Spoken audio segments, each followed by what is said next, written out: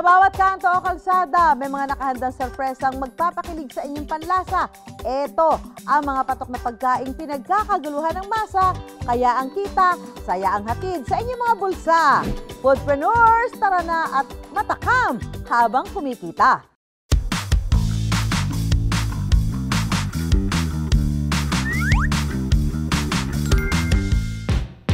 Sa Quiapo, may kakaibang paandar. Dahil ang ibinebenta sa kalsada, tempura. Hindi na lang pang resto. Pwede na rin sa kanto. Shala! Masarap siya, in fairness. Lagi talaga akong nabili. Super enjoy at saka masarap. Worth it naman po yung price niya. Masarap, malambot. Nung una kasi hindi ako ganong kumikita. Pero nung naging dalawa na siya, ayan na, lumabas na yung kita niya. Doon sa P-Camp ako, nagre-range lang yun ng mga 200 pieces. Etong sa Quiapo, 4 to 500 pieces. Lalo na kung magiging 3, 4, 5, 6, 7, 8, di ba mas maganda? Abot kamay na, abot kaya pa. Yan ang viral spicy caldereta ni Angelita sa Quiapo, Maynila. Manghang po na medyo matamis. Malambot po yung laman niya. Masarap po ito. Yung sauce is very savory. Yung nagtitinda pa lang ako dati, yun na yung ginagawa ko, spicy caldereta. Ngayon, kumikita na kami ng 20 to 30,000, minsan 35,000 kada isang buwan. Dati, 5,000 lang, hirap na hirap pakitain. Ngayon, kahit papano, medyo malakas naman. Kung mahilig sa mga inuming creamy at fruity, dumayo na at mag-food crawl sa Carriedo sa Quiapo. Ang sikat na street cooler na thick milky drink napadpad na rin sa lansangan ng Maynila. Sarap talaga. Punong-puno ng avocado. It's served fresh and very milky. Seasonal lang din yung prutas. Ngayon po, dragon fruit. Nagdagdag na rin kami ng chocolate. Ang best seller namin yung avocado. Kahit saan yata ilagay ang avocado, talagang mabenta eh. Lahat na yan sa Pera Paraan. Tusok-tusok, ihaw-ihaw. Yan ang mga nakasanayan nating street foods o mga pagkain sa kalye. Pero sa Quiapo, may kakaibang paandar. Dahil ang ibinebenta sa kalsada, tempura. Hindi na lang pang resto. Pwede na rin sa kanto. Shala!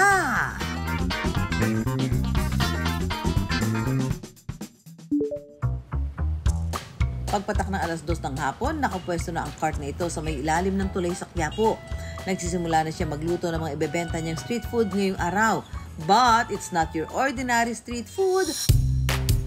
Ang ibinebenta niya, crablets, okoy, lumpiang isda, at tempura. Mga seafood na ang atake pangkalye. Pati nga raw ang presyo, presyong kali lang din. Ibinebenta nila ng 15 pesos kada piraso ang tempura at lumpiang isda. 50 pesos naman ang isang takal ng crablets at kada piraso ng okoy.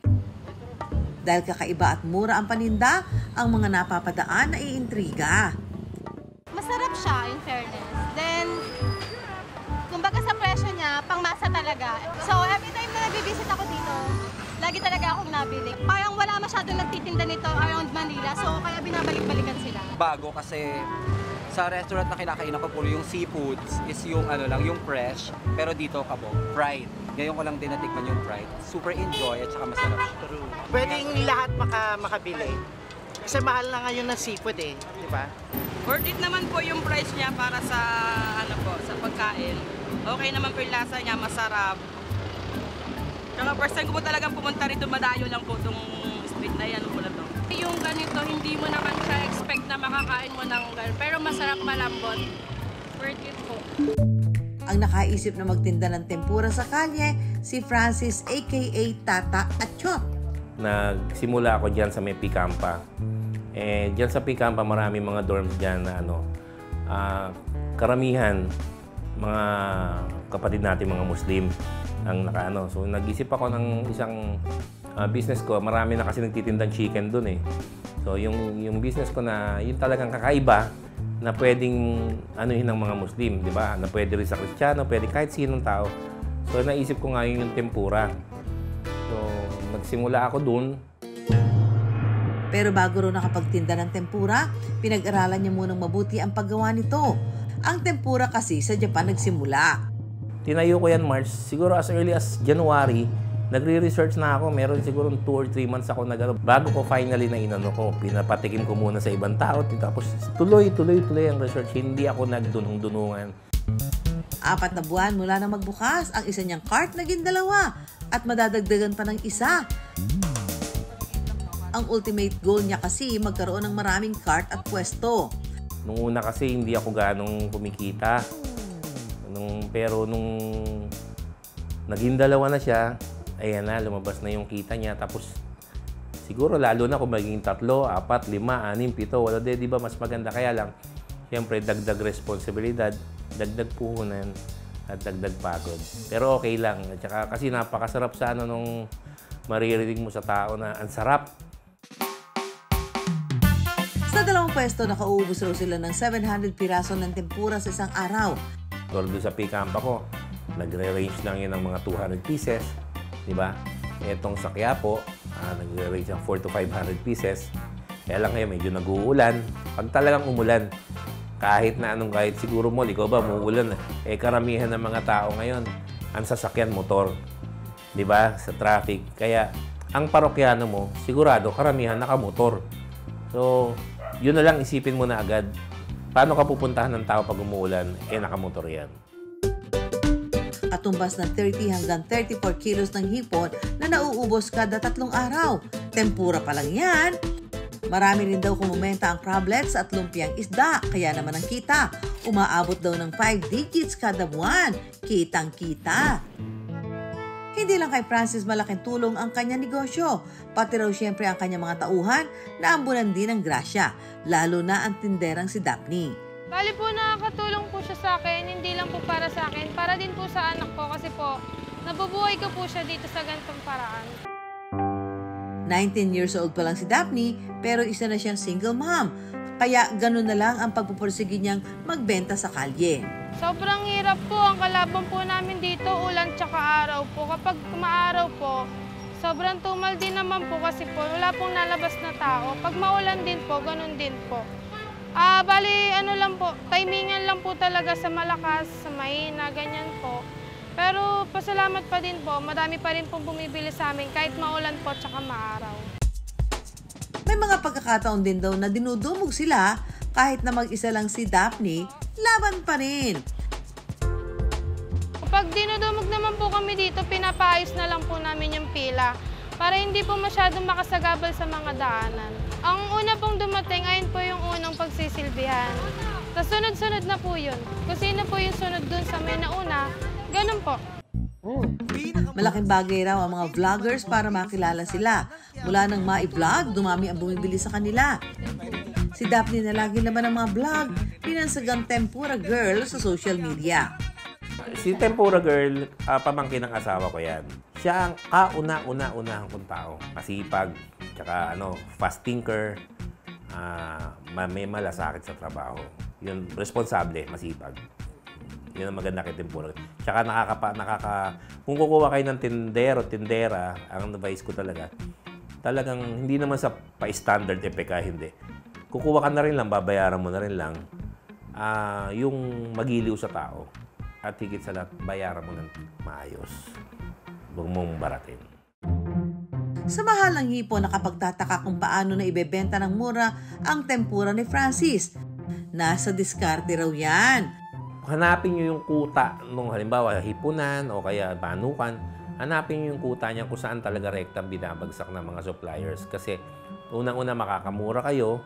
At pangalawa, sariwa ang mabibili nyo. Kasi kung bibili lang kayo sa tabi-tabi lang, talagang mapapamahal kayo. Ang pagiging street vendor, hindi raw madali. Hindi raw biro ang araw-araw na pakikipagsapalaran sa kalsada. Kahit anong trabaho, lalo na pagtinda, mahalin mo. Araw-araw mong gagawin yan . Huwag tumigil sa pagtuklas kung paano mo mai-improve yung produkto mo. Tuloy-tuloy lang. Marami mang panganib at dumaraan sa kalsada. Marami rin namang oportunidad na naghihintay para kumita. Kung dati, sa mamahaling restaurant lang makakakita ng chef in action. Say no more. Dahil ngayon, abot kamay na. Abot kaya pa. Yan ang viral spicy caldereta ni Angelita sa Quiapo, Maynila.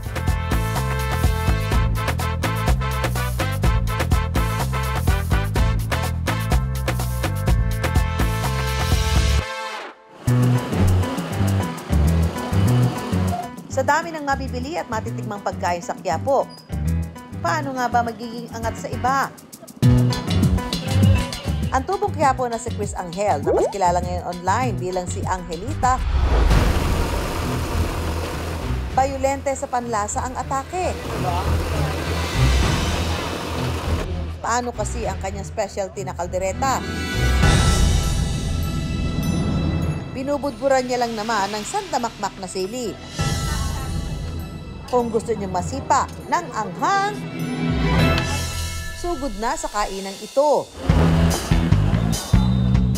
Alas 2 ng hapon nagbubukas ang kainan ni Angelita. Pero hindi pa man luto ang mga paninda. May pila na. Dead na sa init at siksika na mga gustong makatikim ng spicy kaldereta niya. Yung nagtitinda pa lang ako dati ng nakakart, yun na yung ginagawa ko, spicy caldereta.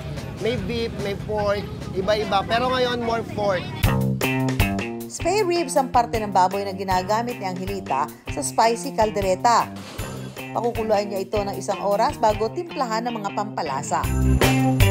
Ginigisa ko lang sa bawang sibuyas. Sinasama-sama ko na siya lahat.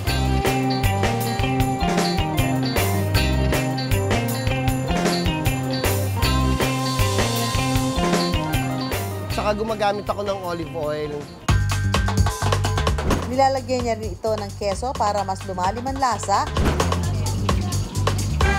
At ang star of the show, ang siling labuyo. Pakukuluin lang ng kaunti at maya-maya lang, ready to serve na.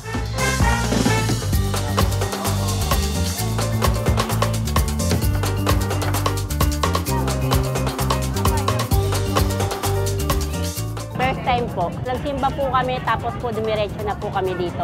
Manghang po na medyo matamis po. Malambot po yung laman niya. Masarap po sobra. Masarap siya and lasang-lasa talaga yung anghang. Tapos yung sauce is very safe. Ang tubong Quiapo na si Chris Angel, na mas kilala ngayon online bilang si Angelita, bayulente sa panlasa ang atake. Paano kasi ang kanyang specialty na kaldereta? Binubudburan niya lang naman ng sandamakmak na sili. Kung gusto niyo masipa ng anghang, sugod na sa kainang ito. 7 taon na nagtitinda ng pagkain sa Quiapo si Angelita.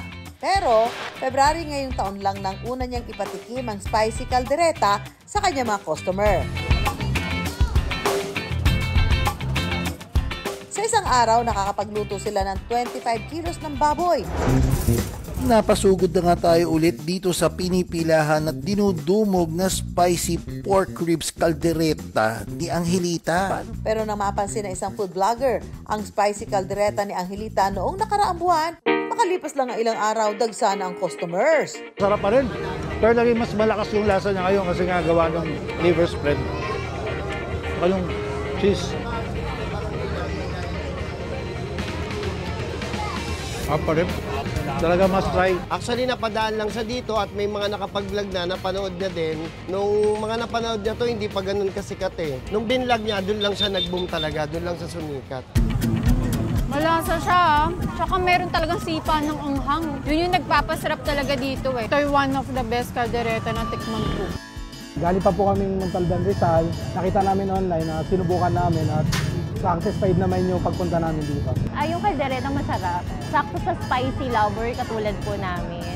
Swak naman sa panglasa at sa budget. Pasok na pasok sa budget. Nakita ko lang sa mga reels and then came him all the way from LA. The sauce itself, it was good. Pwede sa panlasa ng marami. Mula sa 25 kilos, umaabot na ng 150 kilos ng spare ribs ang nauubos nila sa isang araw. 4 hanggang 5 beses silang nagluluto ng spicy caldereta mula alas 2 ng hapon hanggang alas 2 ng madaling araw. Mabibili ito ng 100 pesos kada order. Pwedeng pumili ang mga customer kung may kasamang kanin o kung a la carte na mas marami ng kaunti ang serving.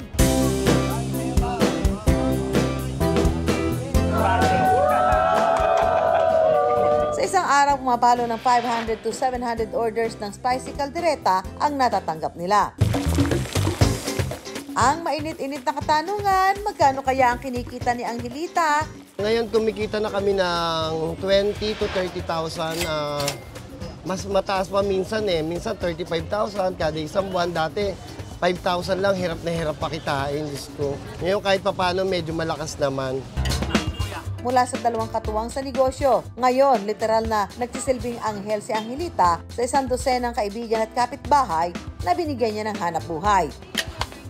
May tagaluto ng kanin, tagakuha ng order at bayad, tagatakal ng order, taga-serve, at mga runner o utusan.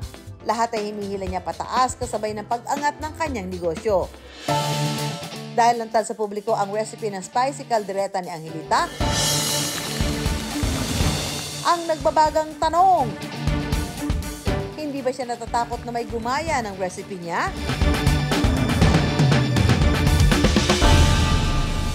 Hindi naman, lahat naman tayo no gustong mabuhay. So, kung gusto nilang gayahin, it's okay, wala namang problema. No, at saka hindi naman nila mauhuli yung recipe natin. Sa tinatamasang kasikatan ng viral spicy caldereta, lalong naglalagablab ang pagnanais ni Angelita na sumakses pa. Hindi lang para sa sarili, kundi para sa ibang nangangarap ding maging negosyante. Sa mga gustong mag-food business, huwag kayong mawalan ng tiwala. Nandyan si God, kaya nga dito tayo nakatapat. On the spot sa kanya para lagi na tayo nakikita kung ano yung mas mabuti natin laging ginagawa sa ating kapwa. So yun lang, magtiwala lang tayo sa Panginoon. Tuloy-tuloy lang, laban lang sa buhay. Ang pagnenegosyo wala sa paramihan ng produkto. Minsan, kailangan lang na isang panindang pangmalakasan na kayang tumapat sa lahat at hindi mahihiyang makipagsabayan.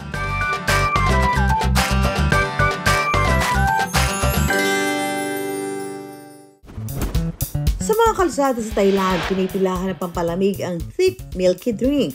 Hanggang ang sikat na street cooler na yan, napadpad na rin sa lansangan ng Maynila. Kahit di pa nakapunta ng Thailand si Jenny Lynn, kinarir niya ang pagtitimpla nito. Sa mga online video niya raw nakita ang paggawa ng thick milky drink at agad naman siyang sumakses.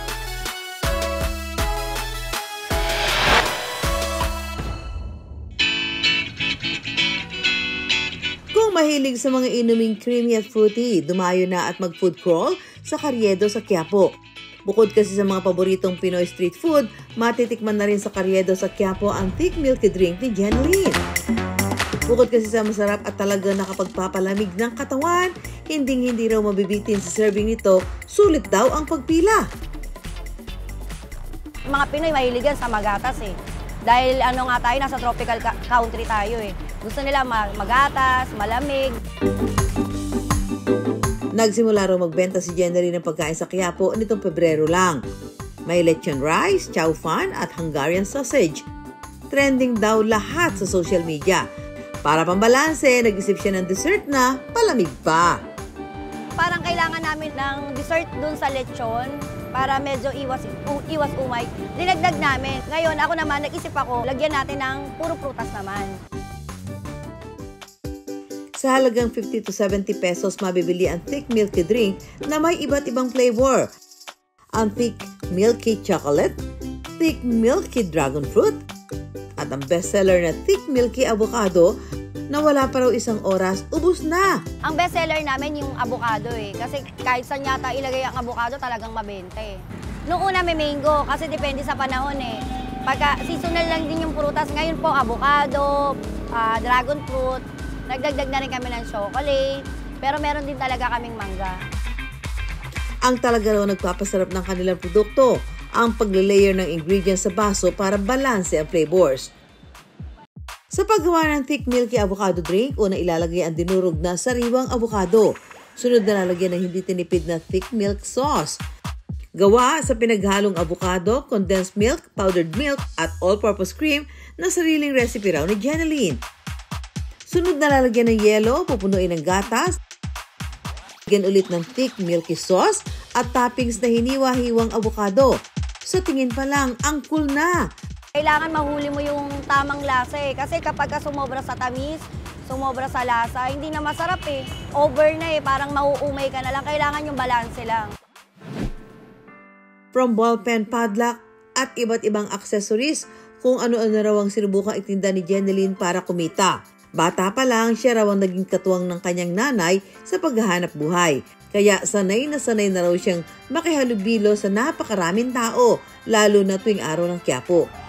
Since high school, nagtitinda pa lang yung nanay ko, yung mga lola ko. Quiapo na talaga. Mabenta naman nung araw nung wala pa mga online platforms talaga eh. Nung hindi pa uso yung online selling, talagang mabenta talaga sa bangketa. Nung tumumal, nag-ship kami sa pagkain. Gaya ng ibang nagsisimula ng negosyo, naranasan daw ni Jeneline ang mangutang at malugi. Kaya nung kumikita na siya sa pagtitinda, natutunan daw niyang mag-ipon at taikutin ang kanyang pera sa negosyo. Mamumuhunan ka, tapos malulugi ka. Tapos kapag nalugi ka, mangungutang ka. Tapos pag nangutang ka, malulugi ka ulit.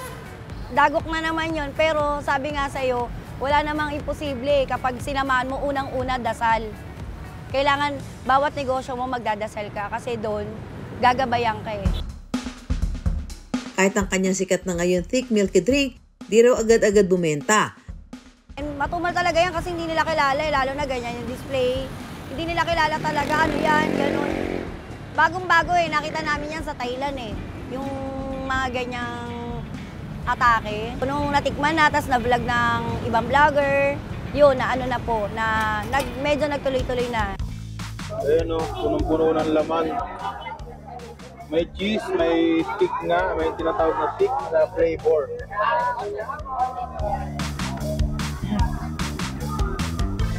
Masarap. Yung natutunan ko sa pagtitinda ng pagkain, consistent ka lang eh, huwag kang bibitaw. Sa ngayon matumal, pero pagka nakilala ka, hanggang sa malaman na ng iba na masarap yung tinda mo, yun, aanoy na yan, dudumugin na yan, dumog na yan, hanggang sa, oh dito masarap yan.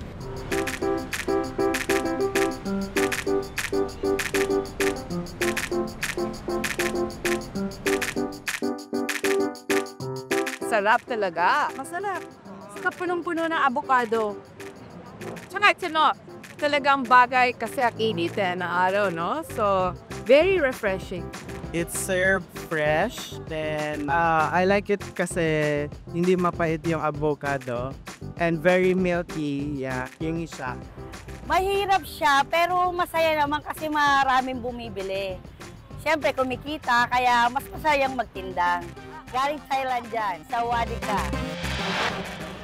Kada araw, umaabot daw sa 200 cups ng thick milky drink ang naibebenta ni na Jeneline. Katumbas ng halos 30 kilo ng avocado at dragon fruit. Sa Quiapo, lahat naman dyan dumadaan eh. Kahit sino dumadaan, kailangan ang display mo maayos, kailangan masarap agad. Sa tingin mo palang masarap na. Yung pinaka-the best dyan, yung kaya ng masa. Huwag kang mag-overprice, okay lang, kahit na konti yung kinita mo, basta yung quality, okay na yun eh. Quality over quantity nga eh. Ang 3,000 pisong puhunan ni Jeneline, kumikita na raw ng 7,000 to 8,000 pesos kada araw. Kaya plano na raw niyang magdagdag ng mas maraming flavor. Nag-invest na rin si Jeneline sa mga gamit para masiguro ang kalinisan ng kanilang paninda. Kung paano yung galawan, susundin mo eh. Kapag lumihis ka ng galaw nila, parang lilis ka rin. Kailangan kung paano yung galaw ng isang diskarte sa kalsada, sasabayan mo. Kapag nandoon ka na, doon mo ma-realize na minsan tama na pala yung ginagawa mo. Tuloy-tuloy mo lang.